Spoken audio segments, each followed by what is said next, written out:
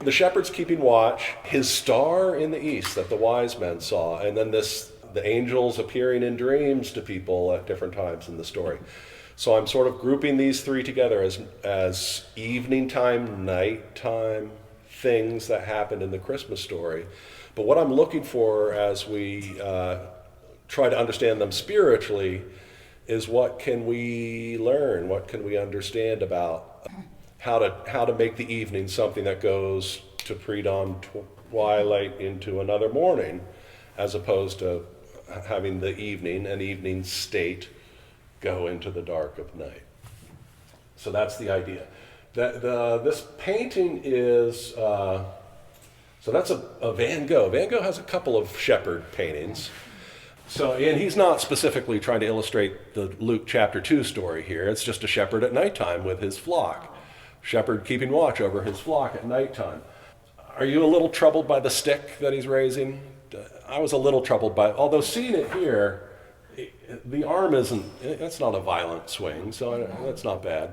And there's something about this, and I'll say more about it in a minute, but there's something about this picture that I think is way better than there's so many illustrations of the shepherds in the field, and the luminescent sort of nostalgic light of the fire is glowing in their faces. Their shepherds' garments look like they just came out of the laundry, fluffy out of the dryer. But this looks like a shepherd at night keeping watch over his flock. He's working. AR 158 lifted straight from Walter's lessons at that service 25 years ago. Be watchful. Being watchful signifies that they should be in truths and in a life according to them. For whoever learns truths and lives according to them is like one who is awakened out of sleep and becomes watchful. Learning the truth and living by it is what it means to be watchful. Continuing, natural life, considered in itself or without spiritual life, is nothing but sleep. And there are also passages that say natural life is nighttime. Just being in natural life is being in nighttime. But natural life in which there is spiritual life is watchfulness. And this cannot be acquired otherwise than by truths, which are in their own light and in their own day. The truth, it doesn't matter what time it is, because the truth brings its own light. The truth brings its own daytime when a person is in the life according to them. So, the shepherds keeping watch over their flock by night. Be watchful. Be interested in truth, and be interested in how the truth can make a difference in the choices we make and how we live. Be interested in the truth and be professional about it. How does that sound? Be professional about your interest in the truth and your interest in applying. Be dedicated, and maybe not professional, maybe I mean workmanlike. That's why I like this picture. Keeping watch over his flock by night isn't relaxing by the fire while the sheep are safely. Keeping watch over it is working. His head's down and he's doing the work. And I think that's what it takes to be interested in the truth and to be interested in how the truth can make a difference in our life. So how do we get from evening to morning and maybe keep the darkness of night at bay? Be watchful. Be interested in the truth and interested in how it can apply to life. His star in the east. This is a painting by Frederick Edwin Church. Ever heard of him? Do you know Church? Yeah. You've been to Olana. You have been. So his house up in Hudson, New York or something. Yeah. So he's a Hudson School painter. A little bit lesser known, and it sounded like he was sort of disparaged in his own time. So have you seen this? I think this is at his house. I may have seen it, but I don't remember. So this is his. It's called A Star in the East by Edwin Church. So, who saw the star in the east? The wise men saw the star in the east. In ancient times, there was a church in many kingdoms of Asia and there's a whole list here, but I've edited it down to Arabia, Ethiopia, and Egypt. There are other passages which sort of make it sound like they were from Arabia. They were from the same place the Queen of Sheba was from.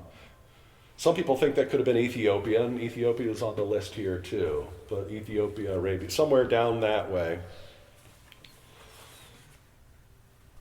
In all the particulars of their worship in these ancient churches that were spread over that part of the world, in all the particulars of their worship and in every one of their statutes, spiritual and celestial things were represented. And in the highest sense, the Lord himself was represented. Representative worship of the ancient church. That's what we're talking about here. That this knowledge was afterwards preserved is evident from this, that certain wise men from the east, when the Lord was born, saw a star from the east, which they followed. Preserved. How long would that have been? From the ancient church to the time the Lord was born. Do you know? I think a good rough guess of, David Solomon, about 1000 BC is a rough guess that people make, that I think it's pretty well established. Moses, 1500 BC. Abraham, 2000 BC. So the ancient churches before that, older than so for 2,000 years, now they probably had help from the spiritual world, so, I bring mail home from the post office and I lay it somewhere in my house and I can't find it. They preserved their knowledge, their wisdom, for more than 2,000 years. A star signifies knowledges of good and truth, and in the highest sense, knowledge respecting the Lord. So remember when we were talking about the spiritual significance of time, and I said, you guys know this. This is old stuff. You know this stuff. Remember when I was saying that? Half an hour? I was doing that on purpose because I think that's what we're sitting here doing. Bringing up the old ideas. We all know this stuff. There's nothing new here. But bringing up the old ideas, maybe we can see something new. Something of the Lord can be visible. This star that's shining, maybe something. I hadn't thought about that way. I wonder what time of day the Lord was born. I wonder what it was like for people at that time. Old knowledge. But after thousands of years, there was the star shining. They knew what to do. They knew to follow it. So old knowledge that's been around, but it lets us see new light in the darkness. It lets us see the Lord in a new way. And finally, in a dream. So the wise men had a dream. After they saw the Lord, they were warned in a dream by an angel to go home a different way. This is an illumination from a psalter from Oxford, early 13th century at the most. It could be even 12th century. Here is a stone carving from a cathedral in France, that's 12th century. An angel appearing to the three wise men. This is, though, an angel coming to Joseph. It's from the workshop of Rembrandt. It's not a Rembrandt, but it's sort of his students made this picture of an angel coming to Joseph. Here's a trivia question that I probably would have gotten wrong if you had asked me a couple of days ago. How many times did an angel come to Joseph in a dream and tell him to do something in these stories surrounding the Lord's birth? 3. That's what I would have said. I think it's 4, though. It's 4. I just found that. You just found, yeah. Okay, about Joseph having a dream and then having another dream. On his way out of Egypt. Egypt. So don't be afraid to take Mary as your wife, that which is whatever that is, that one is. Then you need to go to Egypt. And then after Herod died, okay, it's safe to come out of Egypt. That's 3 dreams. But that's, I think, chapter 2, verse 19. But then chapter 2, I think, verse 21. But then when Archelaus, the son of Herod, when they found out that he was ruling in Judea, there was a 4th dream, just go to Galilee. So there were 4. Yeah, I would have said 3, but it's 4. 4 times an angel came to Joseph in a dream. So what's going on here?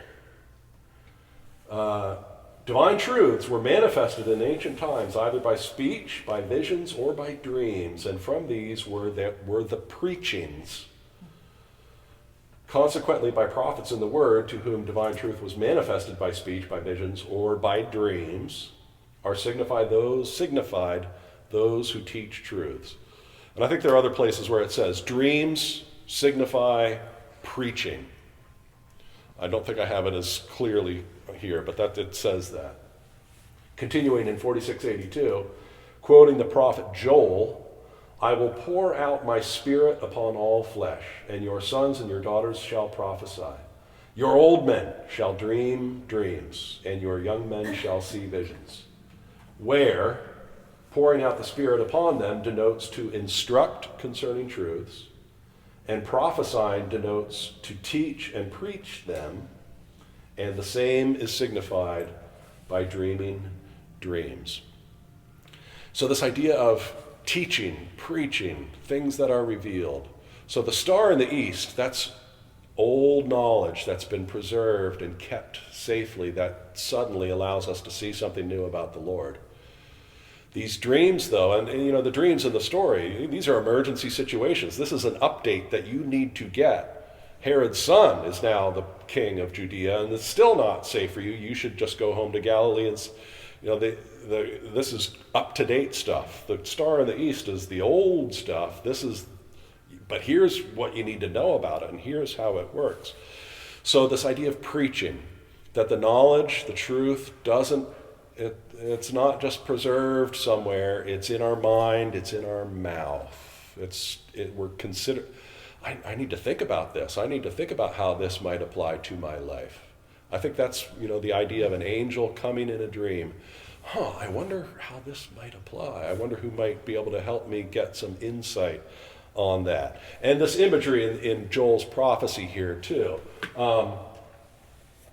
I will pour out my spirit upon all flesh, your sons and your daughters, the old men, the young men. It sounds like a very small d democratic way of talking about this. All of us, we all need to be involved in this. And so I think in some ways that's another thing that hopefully we're sitting here doing right now. I've done most of the talking. I've done most of the preaching, but it's not just enough to have this old knowledge that can shine in the east and show us something new about the Lord. We need these angels' visitation, this information from the angels in our dreams. We need to be thinking about how this stuff works, how this stuff might apply. So that's what I'm seeing, and that's what I've prepared.